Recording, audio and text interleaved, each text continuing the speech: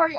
I have to hand in my resignation. I can't stay. I understand how you feel, but don't make any rash decisions. Your job is safe. We just need to find a solution.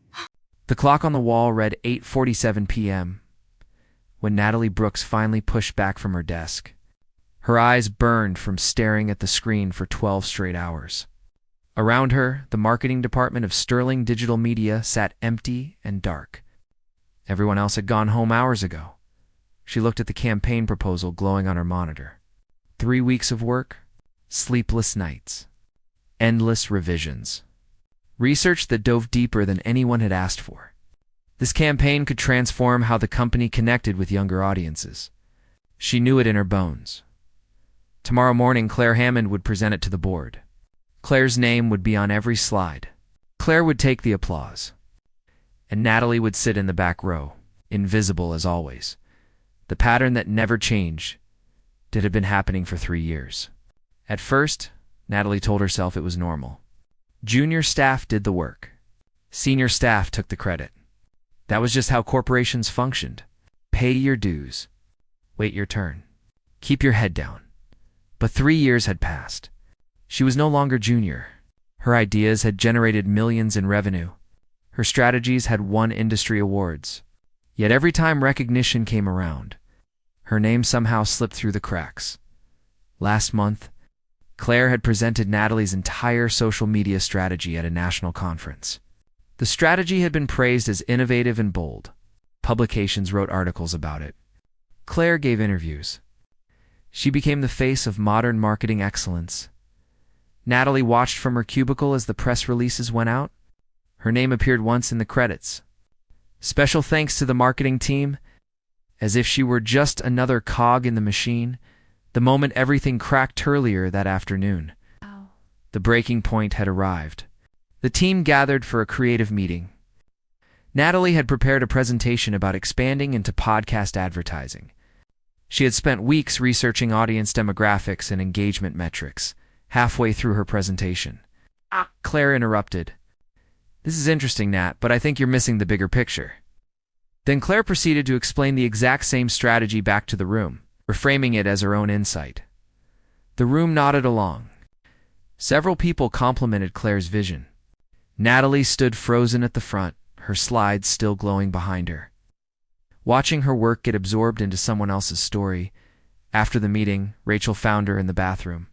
Natalie was gripping the sink, trying to steady her breathing. "You need to say something," Rachel said gently. "This has gone too far. What's the point?" Natalie's voice was hollow. "Nobody listens. Nobody cares." Rachel squeezed her shoulder. "You care? That should be enough." But it wasn't enough anymore. Caring had drained her. Trying had exhausted her. Believing had betrayed her. The letter that said everything. Natalie opened the document she had drafted 2 nights ago. The resignation letter had felt impossible to write at first. Every sentence felt like admitting defeat. But once she started, the words poured out. She wrote about being diminished, about watching her creativity get harvested like a crop someone else would sell, about the slow disappearance of her confidence, her voice, her sense of self. She wrote about the woman she used to be. The one who walked into this building 3 years ago full of fire and ideas. The one who believed talent mattered. The one who thought hard work created opportunity. That woman felt like a stranger now. The printer hummed to life. The letter emerged, crisp and final. Natalie signed it with a pen that felt heavier than it should. Her signature looked small on the page, the decision that changed the night. She could have left the letter with HR. She could have emailed it to Claire. She could have simply stopped showing up. But something inside her refused to disappear quietly. If she was leaving, the person at the top should know why. Not for revenge, not for drama, but because silence had protected the wrong people for too long. Natalie rode the elevator to the executive floor. Her heart hammered against her ribs. The doors opened onto polished marble and soft lighting. Everything up here felt expensive and untouchable. She walked down the hallway, her footsteps muffled by thick carpet. Through frosted glass walls, she could see corner offices with sweeping city views. These were spaces built for people who mattered. At the end of the hall, light spilled from beneath a door. The nameplate read, Theo Sterling, Chief Executive Officer. The knock that echoed. Natalie raised her hand. For a moment, she hesitated. This was reckless. CEOs didn't care about the personal grievances of mid-level employees. He would probably accept the letter with a polite nod and forget her name by morning. But her knuckles hit the door anyway. 3 sharp raps. Come in. A voice called from inside. She pushed the door open. The office was massive, with floor-to-ceiling windows overlooking the city. Rain streaked the glass, turning the lights below into watercolor smudges. Behind a large desk sat Theo Sterling. His tie was loosened, sleeves rolled up. He looked tired but alert. He glanced up, surprise flickering across his face. Can I help you? Natalie stepped forward, clutching the envelope like a lifeline. Mr. Sterling, I'm Natalie Brooks. From the marketing department, I'm sorry to interrupt, but I needed to give you this personally. She placed the envelope on his desk. Her hands were shaking. Theo looked at the envelope, then back at her. What is this? My resignation letter. The words hung in the air between them. Outside, thunder rumbled softly, as if the storm itself was holding its breath. Theo leaned back in his chair, studying her face. He didn't reach for the envelope. Instead, he asked quietly, Why bring it to me? Natalie's throat tightened. Because someone should know what happens down there. Someone should understand why good people leave. Theo was silent for a long moment. Then he did something unexpected. He stood, walked to the door, and locked it. Natalie took a step back as the lock clicked into place. Her pulse quickened. What are you doing? Theo turned to face her, his expression calm but serious, making sure we're not interrupted. Please, sit down. She hesitated, her instincts torn between staying and fleeing. But something in his eyes stopped her. Not authority or command. Something softer.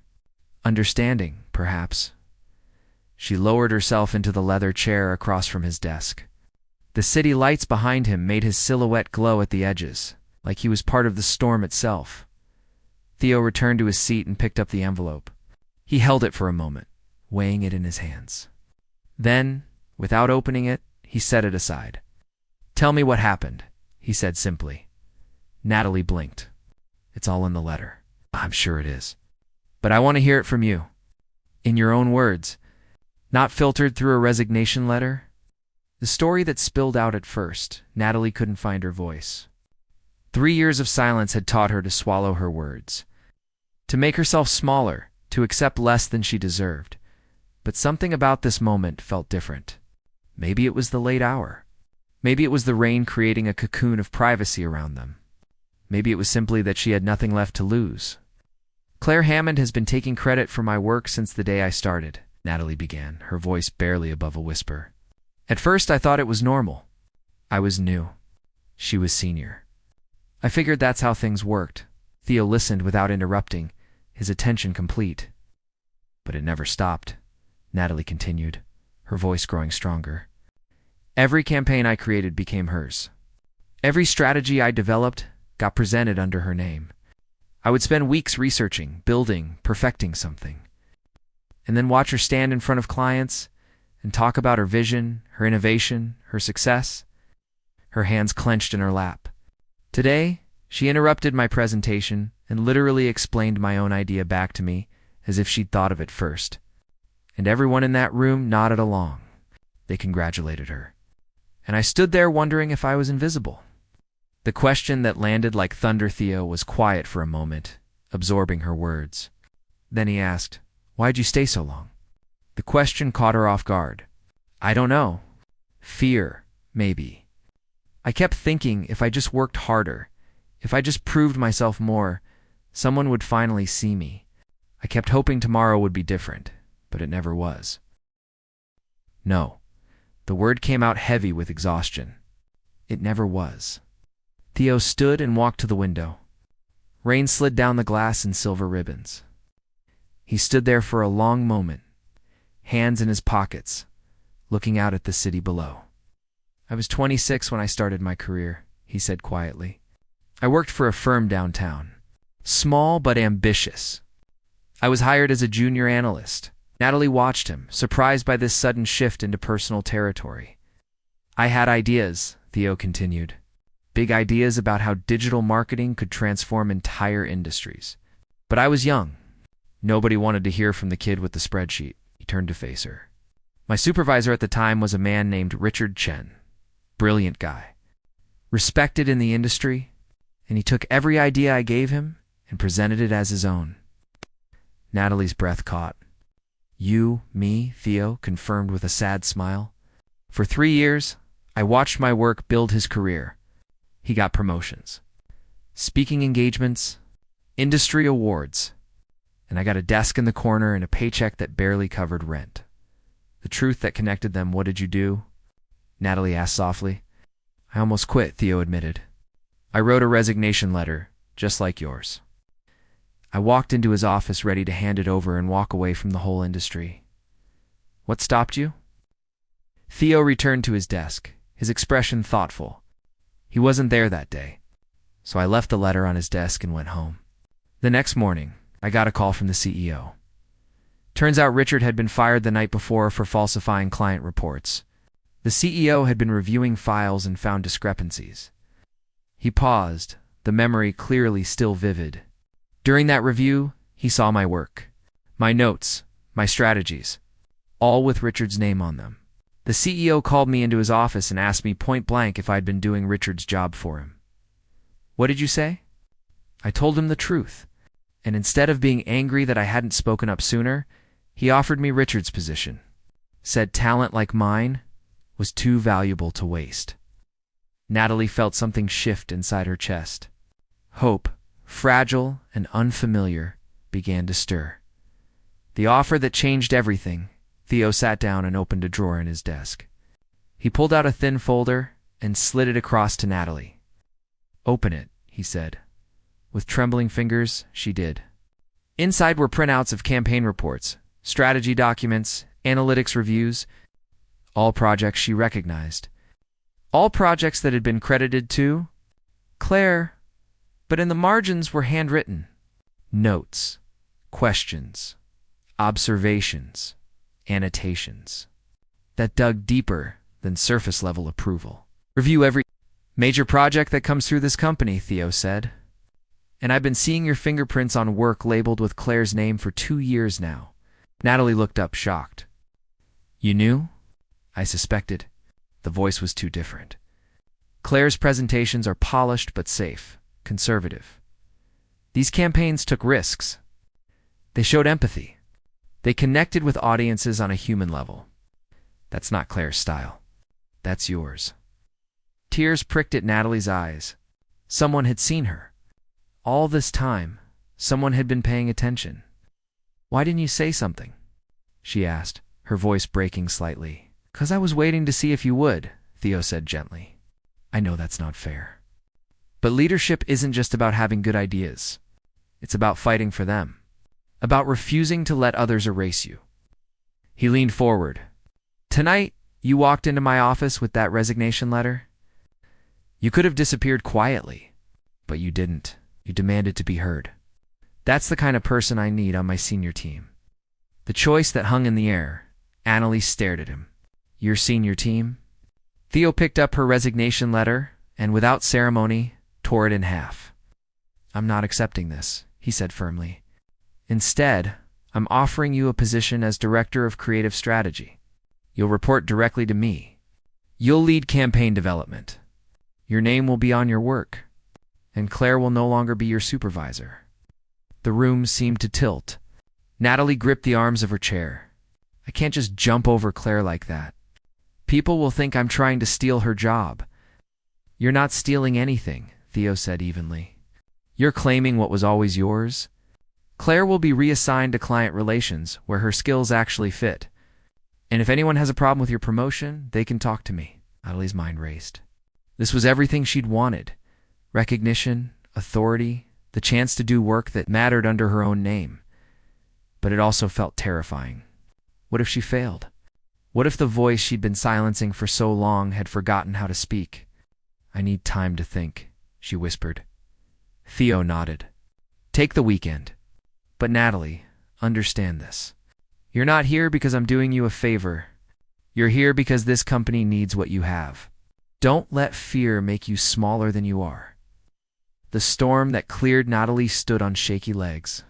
The rain outside had softened to a gentle mist. Through the window, the city looked washed clean, glittering with possibility. "Thank you," she said quietly, "for seeing me." Theo smiled. "Thank you for finally letting yourself be seen." She walked to the door. As she reached for the handle, Theo called out, "Natalie?" She turned back. "You deserve this," he said simply. "Don't ever forget that." The words settled into her chest like a warm light. For the first time in 3 years, she believed them. The weekend passed in a blur of emotion. Natalie barely slept. She paced her apartment, replaying the conversation with Theo Sterling over and over. Part of her wanted to call Rachel and scream with joy. Another part wanted to hide under the covers and pretend none of it had happened. Sunday evening, she sat at her kitchen table with a cup of tea going cold in her hands. Rain tapped against the window, gentler now than the storm from Friday night. She thought about the woman she had been 3 days ago, walking into that office with a resignation letter and tears in her eyes that woman had felt. Defeated, erased. Convinced her worth had been a lie she told herself to survive. But Theo had seen something different. He had seen her work, her voice, her value, and he had offered her a chance to step into the light she had been denied for so long. By Monday morning, Natalie knew her answer. The first step into something new. She arrived at Sterling Digital Media at 7:30. Earlier than usual, her hands shook slightly as she pressed the button for the executive floor. The elevator hummed upward, carrying her toward a future she had never quite dared to imagine. When the doors opened, James Park was already at his desk outside Theo's office. He looked up with a knowing smile. "It's Brooks," he said warmly. "Good to see you. Mr. Sterling is expecting you." Natalie managed a small smile. "Thank you, James." She knocked softly on Theo's door. His voice came through, steady and welcoming. "Come in."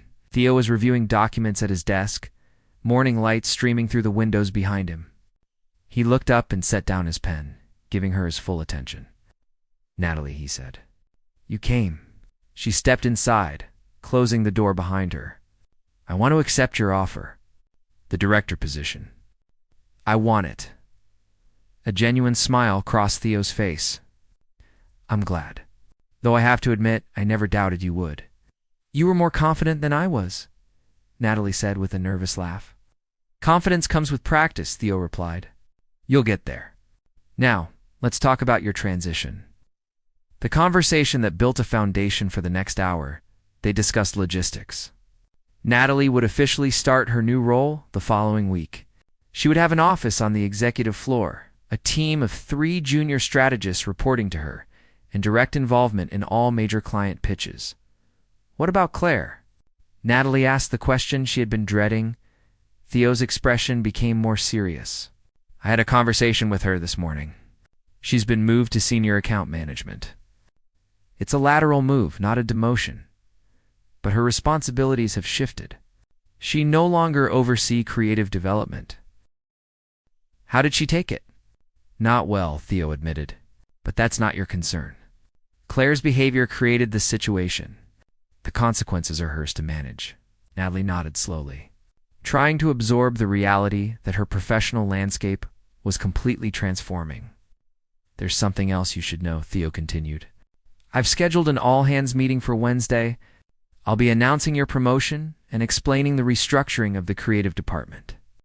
I want everyone to understand that this decision is based on merit and the company's needs." Laddie. Stomach flipped. "Everyone will be watching me." "Yes," Theo said simply. "They will. And you're going to show them exactly why you earned this role." The moment Truth walked through the door Tuesday morning, Natalie was packing up her cubicle when Claire appeared.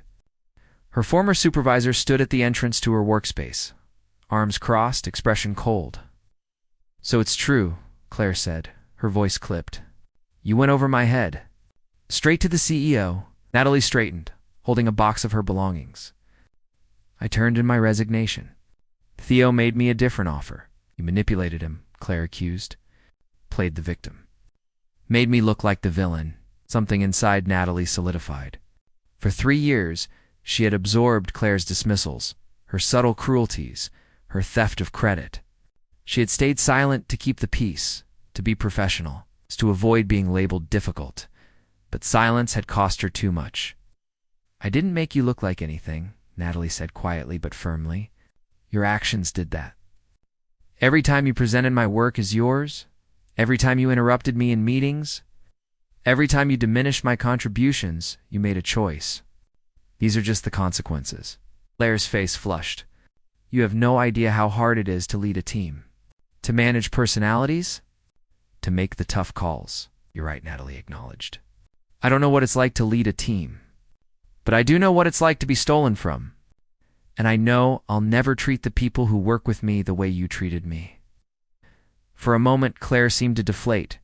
Beneath the anger, Natalie glimpsed something else. Fear, perhaps. Or shame. "I hope your new role works out for you," Claire said finally, her voice brittle. Then she turned and walked away. Natalie watched her go, feeling an unexpected wave of sadness. Not for herself, but for Claire. For the insecurity that must have driven her to diminish others. For the loneliness of building a career on other people's foundations. The announcement. That changed everything Wednesday afternoon. The entire company gathered in the main conference hall. Over 200 employees filled the space, murmuring with curiosity. Announcements like this were rare. Natalie sat in the second row, heart pounding so hard she was certain everyone could hear it. Rachel sat beside her, squeezing her hand. "You've got this," Rachel whispered. Theo stepped onto the small stage at the front of the room. He commanded attention effortlessly, not through force, but through presence. The room quieted. "Thank you all for coming," he began. "I want to talk today about something that matters deeply to me and to the future of this company. Recognition." He paused, letting the word settle. "For too long, we've operated under systems that allow talent to hide in shadows while credit flows upward. That ends now. Effective immediately, we're restructuring our creative department to ensure that the people generating our best work are the people receiving acknowledgement for it." Heads turned. People whispered. "I'm proud to announce that Natalie Brooks has been promoted to Director of Creative Strategy." Many of you know Natalie's work, even if you didn't know her name. The campaigns that won us industry recognition last year came from her mind and her dedication. She will now lead our creative vision moving forward. The room erupted in applause. Natalie felt heat rise to her cheeks. Rachel hugged her fiercely. Around them, colleagues she had worked alongside for years smiled and nodded with genuine warmth. But what struck Natalie most was Theo's next statement. "I also want to acknowledge my own failure," he said, his voice carrying across the room. "As CEO, I should have created systems that prevented talent from being overlooked in the first place. I should have been more vigilant. That's on me, and I'm committed to doing better." The honesty was stunning. Leaders rarely admitted faults so publicly, but Theo stood there, owning his part in a culture that had allowed people like Natalie to suffer in silence. The office that held her dreams the following Monday, Natalie moved into her new office. It was smaller than Theo's, but bright and welcoming, with windows overlooking the harbor. James had arranged for flowers to be delivered. Rachel brought coffee and stayed to help her unpack. "I still can't believe this is real," Natalie said, arranging books on her shelf. "Believe it," Rachel said firmly. "You earned every inch of this space." A knock sounded at the door. Theo appeared carrying a small wrapped package. "Welcome to the floor," he said with a smile. "I brought you something." Natalie opened the package carefully. Inside was a leather journal, expensive and beautifully made. On the first page, Theo had written a single sentence in elegant script. "Your voice matters. Never silence it again." Tears filled Natalie's eyes. "Thank you. For everything. For seeing me when I couldn't see myself." Theo shook his head gently. "I didn't give you anything you didn't already have. I just removed the obstacles. The rest was always you." The beginning that felt like home that evening, Natalie stayed late in her new office. Not because she had to, but because she wanted to. She opened her laptop and began drafting a campaign proposal. Her name sat at the top of the document, bold and undeniable. For the first time in 3 years, she wrote without fear. Without the weight of invisibility pressing down on her shoulders, without wondering if her work would be stolen before it could bloom, she wrote as herself, fully, completely, unapologetically, outside her window. The city lights sparkled like promises. The rain had stopped days ago, but the air still smelled clean and new, like the world had been washed and reset. Natalie looked at her reflection in the darkened window. She barely recognized the woman staring back, not because she had changed so dramatically, but because she had finally, after so long, come back to herself.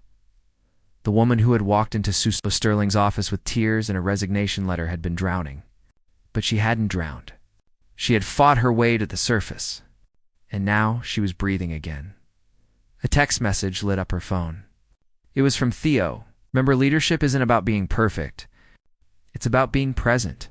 You're exactly where you belong. Natalie smiled and typed back a simple response.